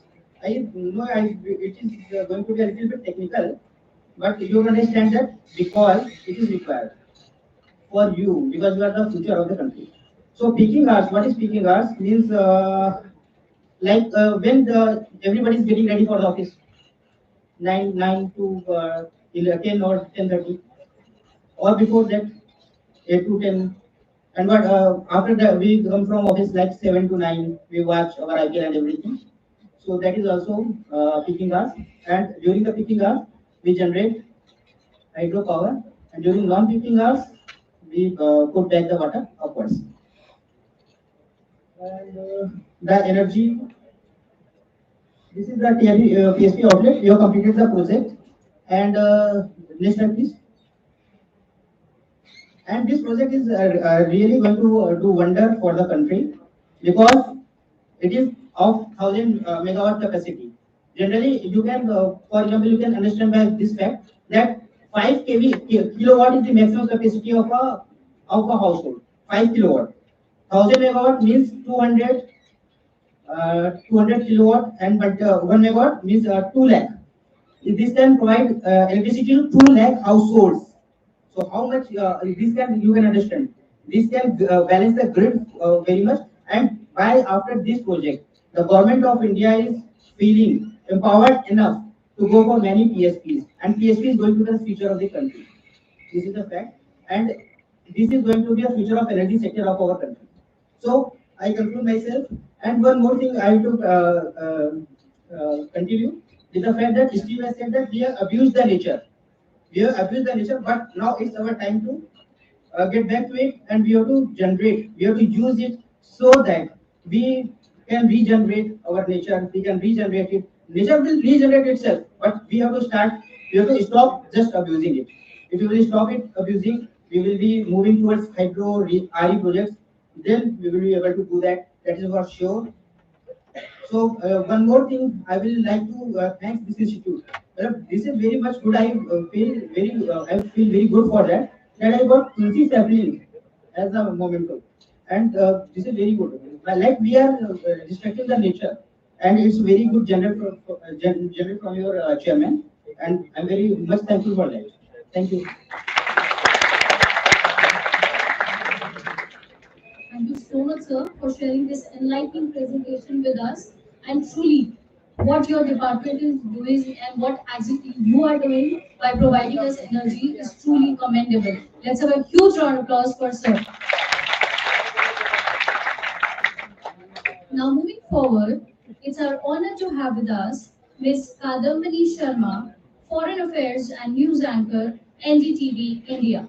Ma'am is highly respected and seasoned journalist, currently serving as a senior editor for Foreign Affairs and News Anchor at NDTV India, one of the nation's leading Hindi broadcast journalism. She has become a trusted face of Indian television, known for her incisive analysis and intellectual depth and unwavering journalistic integrity.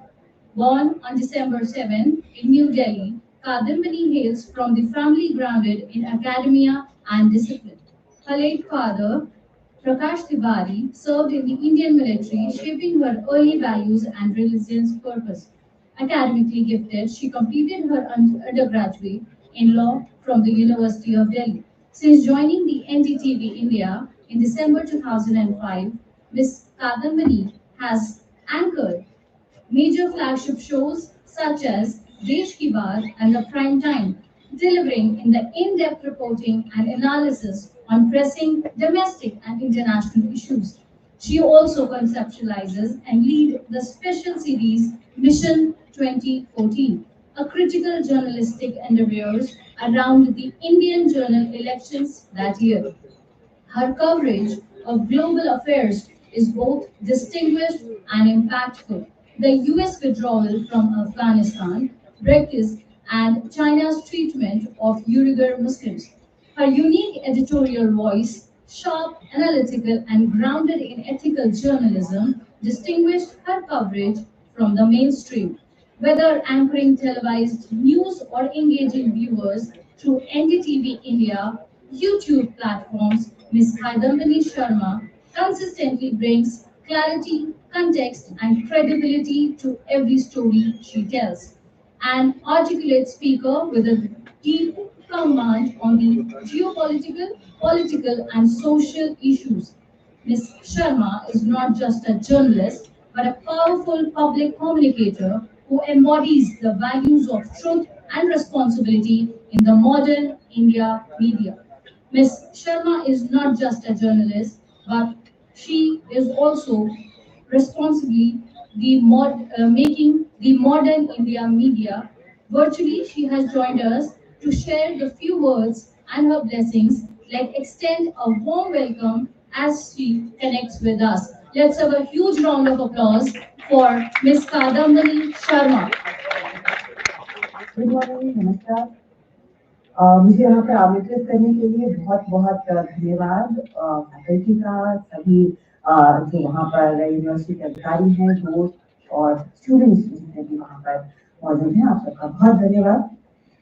जहाँ तक environment या sustainability की बात है, ये एक ऐसी चीज है जो मैं अपनी पहली नौकरी से मतलब 1999 2000 से इस पर लगातार काम कर रही हूँ, नजर रखा हुआ है और बहुत सारी चीजें बदलती देखी हैं, बहुत सारी चीजें जस की तस देखी हैं।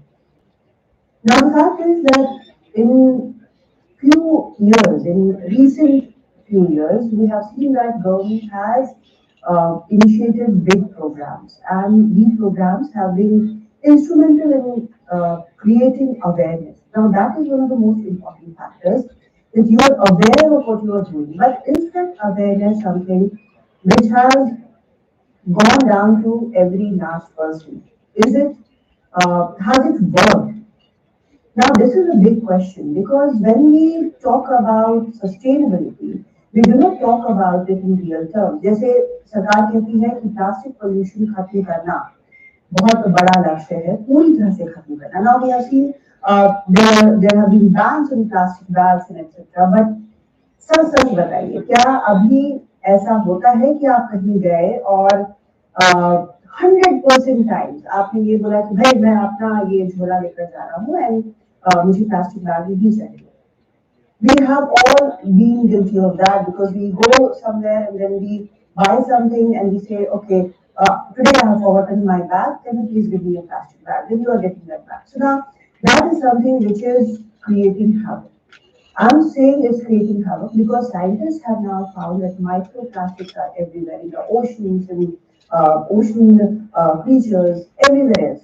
पहले आपको याद होगा कि कई बार ये होता था कि गाय के पेट से निकला प्लास्टिक का बैग, बहुत सारा कूड़ा निकला, लेकिन आपके वो समुद्र में निकलने लगा और ये साइंटिस्ट कहते हैं कि ये माइक्रोप्लास्टिक जो है अब रिसाइकिल सब जगह घूम फिर के ह्यूमन बॉडी में पहुंचे। उसका इम्पैक्ट क्या होगा अभी तक किसी को नहीं पता है। लेकिन what do? We say, okay, we should fight against this kind of thing. We should be doing this. Who's we? We don't usually realize that we is not a very nowadays it's not very reassuring term, क्योंकि we जब आता है तो एक collective accountability होती है जिससे at the end of the day लोग हाथ छुड़ा देते हैं। That is not done. अगर आप कल को, जैसे मैंने एक स्पीकर को, बहुत जाने माने स्पीकर थे, उनको बोलते थे कि you should be using I, मैं क्या कर रहा हूँ, मैं क्या कर रही हूँ, ये सबसे बड़ा फैक्टर है। एक फैक्टर ये है। दूसरी चीज आपको ये भी सोचनी चाहिए कि इसका असर किस पर पड़ रहा है, चाहे वो एक न्यूबॉर्न बेबी हो या फिर आपके ग्रैंड पेरेंट्स, सबके ऊपर इसका असर पड़ रहा है और किसी को नहीं पता है कि इसका इम्पैक्ट क्या होगा, हेल्थ इम्पैक्ट क्या होगा, मेमोरी पे इम्पैक्ट क्या होगा। और हमने कई बार देखा है, we have seen that people build up empires for to leave for their children. What are you leaving for the children? Are you leaving anything which is worth anything? I mean, if you have completely plundered the earth, if you have completely polluted it, what are you leaving behind? That is one of the most important points. Even if you leave behind lots of money, if you leave behind several houses, does it compensate for the air we breathe, the water we drink, the food we eat? Does it work? No. So you have to be conscious about feeling I, my family, my neighbors, my friends, those people have to be safe. Once you start living to it, then everything else falls into place. अगर आप आज मैं के साथ शुरू करें तो वो हो सकता है। बाकी चीजें भी हैं, जैसे कई मामलों में we try to buy more even though we don't consume it actively. It's more of a greed rather than need. Sustainability greed से नहीं आएगी. That is a very, very clear line that now in this time, in this place we have seen. Because if you pass some garbage dump like a Gazipur, it just goes higher and higher. How do you think it goes higher? Because all those things which we throw out, we do not recycle, we do not care about buying, and we throw away after a very short span of usage, it ends up on garbage dump. So when you look at that garbage dump, when you are commuting, look at that and say, okay, I have contributed this much to this garbage dump. That is giving out toxic fumes. People inhale those fumes, those who live around it, and someday it will become, because if we keep at it, it will become so high that it will be no use to do anything else. So it is already a catastrophic situation. Government can only do that much. It needs the participation of each and every person. And when you are getting that platform which government is providing, you need to take advantage of that. But think of yourself as responsible for the health and of yourself, your family, and everyone around. Until you think in those terms, it is not going to work. Because let's be very honest about it. Now, it is not an emergency situation which is approaching. It is already an emergency situation. If you don't do anything about sustainability is not only about conferences. Sustainability is not only about long scripts, long speeches and conferences. It doesn't work like that. Sustainability is every day, every moment, how we live, how we go about our life, how we contribute as a person, as one person. That is the most important point. Otherwise, definitions are there, books are there, you have documentaries. You cannot just watch those documents. You can read in newspapers. You can give people speak and then say, okay, my job is done. That does not work. So sustainability has to be a part of your everyday routine, and it is a situation which is very, very dangerous. You can address that, we can address that, I can address that. That is, should be the thinking, and we should do it immediately. We do not have a planet B. There is just one of yourself, your family, and everyone around. Until you think in those terms, it is not going to work. Because let's be very honest about it. Now, it is not an emergency situation which is approaching. It is already an emergency situation. If you don't do anything about sustainability is not only about conferences. Sustainability is not only about long scripts, long speeches and conferences. It doesn't work like that. Sustainability is every day, every moment, how we live, how we go about our life, how we contribute as a person, as one person. That is the most important point. Otherwise, definitions are there, books are there, you have documentaries. You cannot just watch those documents. You can read in newspapers. You can hear people speak and then say, okay, my job is done. That does not work. So sustainability has to be a part of your everyday routine, and it is a situation which is very, very dangerous. You can address that, we can address that, I can address that. That is, should be the thinking, and we should do it immediately. We do not have a planet B. There is just one, and also there is just one life. And what you do, what legacy you leave behind is very important, and sustainability cannot wait for tomorrow or the after. Thank you so much.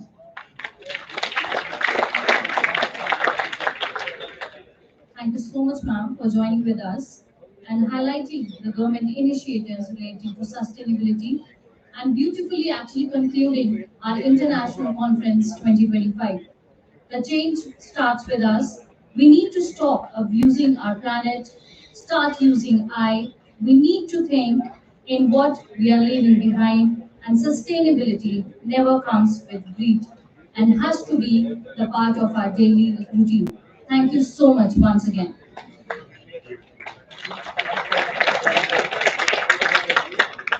The moment has arrived where we proudly unveil the cornerstone of this academic gathering, the International Conference proceedings. We are thrilled to release this compilation of thought-provoking research, innovative ideas, scholarly contribution that reflects the depth and diversity of perspective shared during this conference. with the efforts of our conference chair, Dr. Meenakshi Sharma, also the Dean of MIMT, it's my pleasure to mention that we received more than 126 papers. Our review committee shortlisted 94, and out of 94, 35 papers selected as the conference proceeding. And 4 papers are selected for ABDC C category journal and B category, and 6 papers selected for Scopus Q3 journal. Remaining 17 papers were going to publish in our Mangalmay journal. This compilation represents the collaborative efforts of researchers, scholars, professionals from around the globe. I extend my heartfelt gratitude to everyone who made an effort. May I now respectfully invite the conference chair, Dr. Meenakshi Sharma, along with all the dignitaries, distinguished guests, director, secretary, and the conveners to come forward and release the International Conference Proceeding 2025. Please give a huge round of applause. I request Dr. Ajay Pratap sir also to join us, Dr. Priyanka ma'am also to join us on the stage.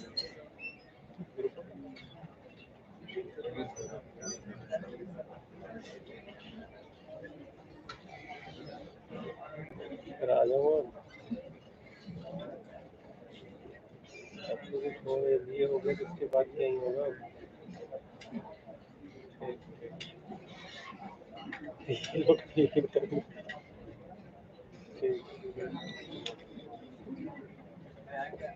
ये तो सही मतलब होना चाहिए। इसके बाद तो बुलाना चाहिए।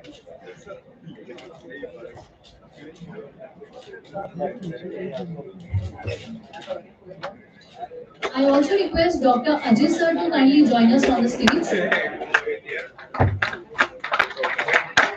It's a very proud moment for all of us. I request the students, let's have a huge round of applause.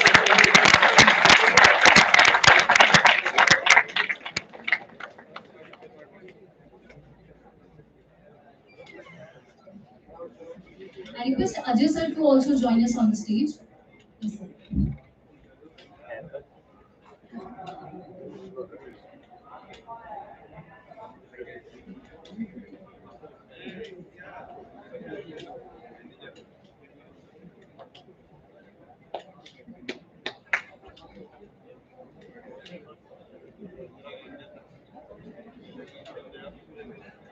Thank you so much, everyone.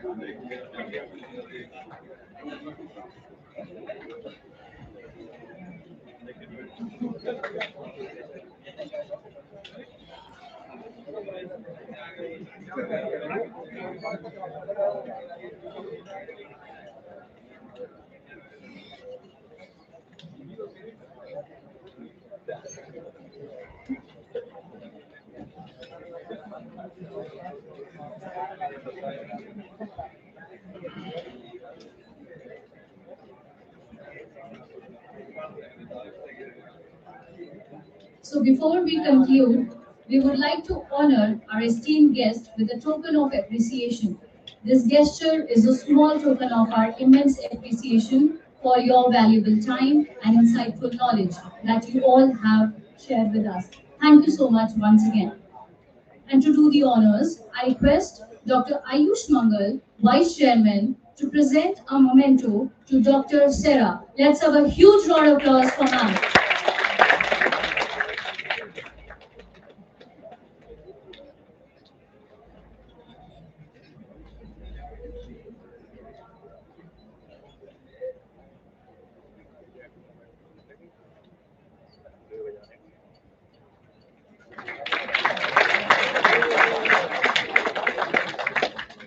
I again request Dr. Ayush sir to present a memento to Mr. Karthik Krishnamurthy. Let's have a huge round of applause for sir.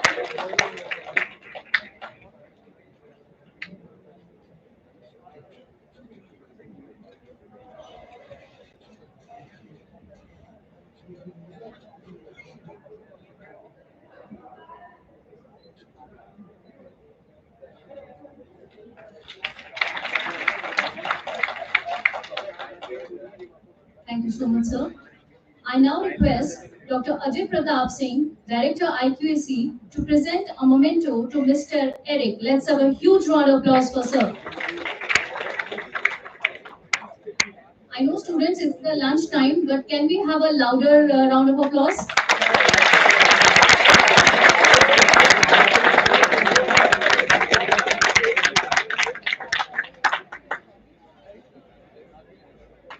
Thank you so much, sir.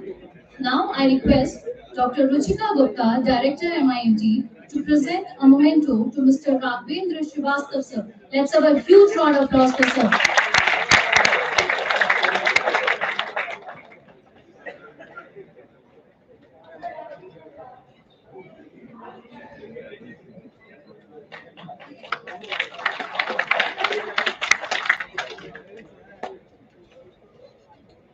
I again request Dr. Ruchika Gupta ma'am to present a memento to Ms. Noah Amsalam. Let's have a huge round of applause for ma'am.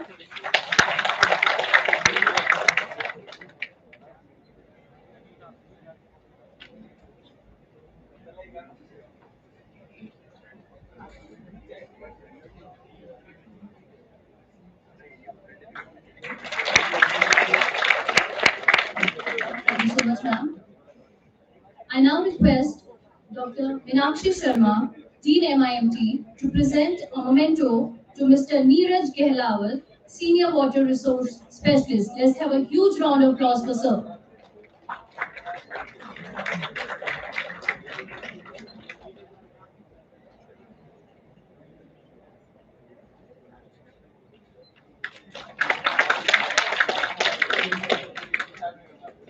Thank you so much, sir. I again request Dr. Ayush Mangal, Vice Chairman, to present a memento to Dr. Steve Katanga. Let's have a huge round of applause for sir.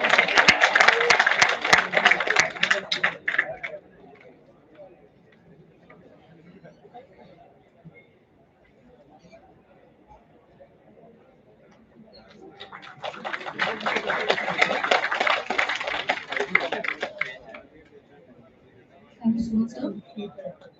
Now, I request Dr. Meenakshi Sharma to present a memento to Ms. Ayushi Gupta from Albatross, and they are also our conference partner. So let's have a huge round of applause for ma'am.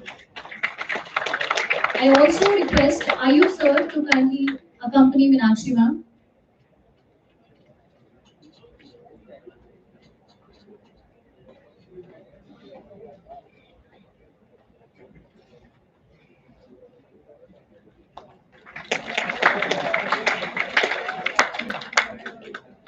Thank you so much, sir. So we request you to please be here for a moment.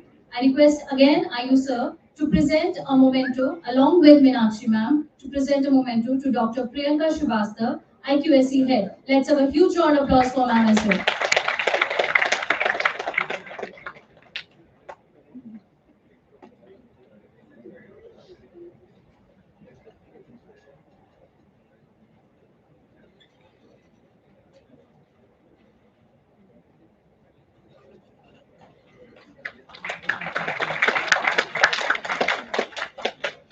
Thank you so much, sir.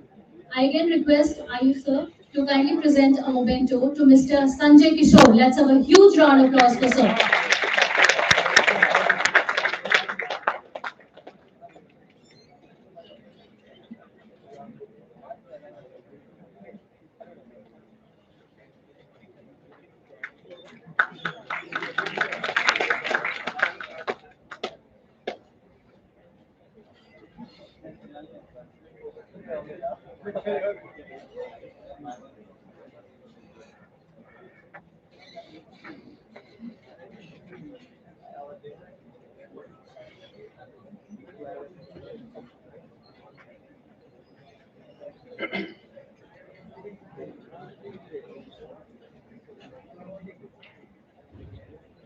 So now moving forward, we would like to take a moment to acknowledge and appreciate the dedication and efforts of our faculty members who have worked tirelessly to support the success of the organization of this international conference.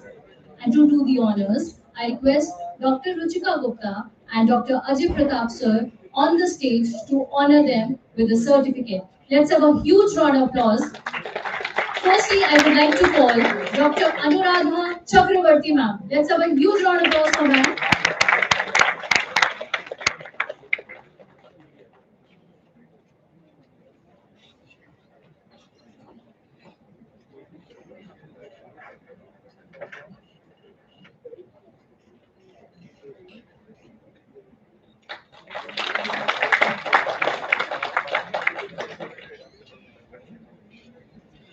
I also request Ajay sir and Meenakshi ma'am to present a certificate to Miss Sonam Srivastav. Let's have a huge round of applause for ma'am.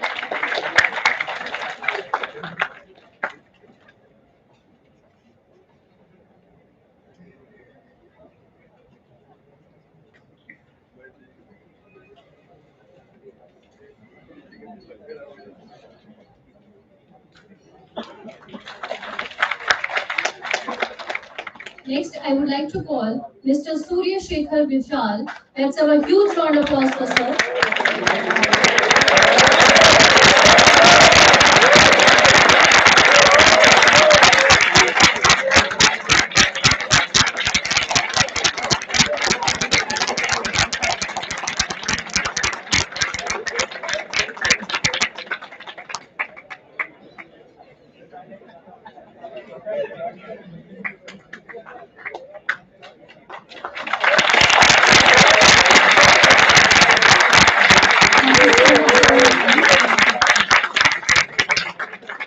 Now, I invite Dr. Jaspreet Kaur, BBA Coordinator, to deliver the vote of thanks. Over to you, ma'am. Let's have a huge round of applause for Dr. Jaspreet.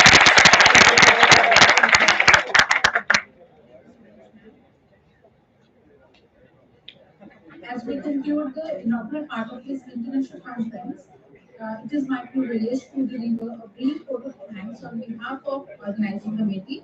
First, I would like to express our deep gratitude to our chief guests and our distinguished keynote speakers for sharing their insights and setting the tone for what promises to be an intellectually stimulating event. Your presence and encouraging words have significantly enhanced the value of this gathering. I am deeply grateful to our esteemed management for their steadfast support and guidance. Your valued presence and thoughtful remark have made a lasting impact on this occasion.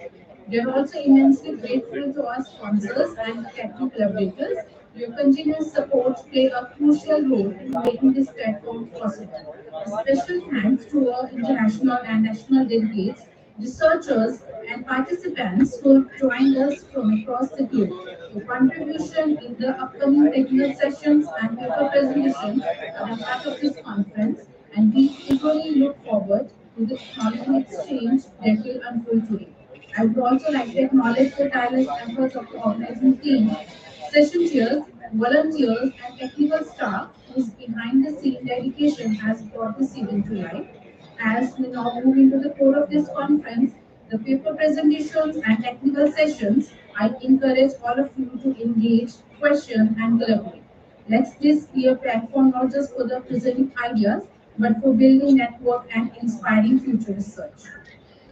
Thank you once again, and I wish all the presenters well. Thank you.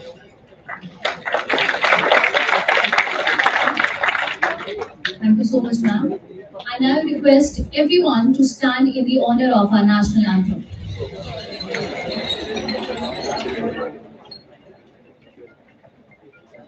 जनमन अधिनायक जय हे भारत भाग्य विधाता पंजाब सिंध गुजरात मराठा द्राविड उत्कल गंगा विंध्य हिमाचल यमुना गंगा उच्चल जलधि तरंगा तव शुभ नामे जागे तव शुभ आशीष मांगे गाहे तव जय गाथा जन गण मंगल दायक जय हे भारत भाग्य विधाता जय हे जय हे जय हे जय जय जय जय हे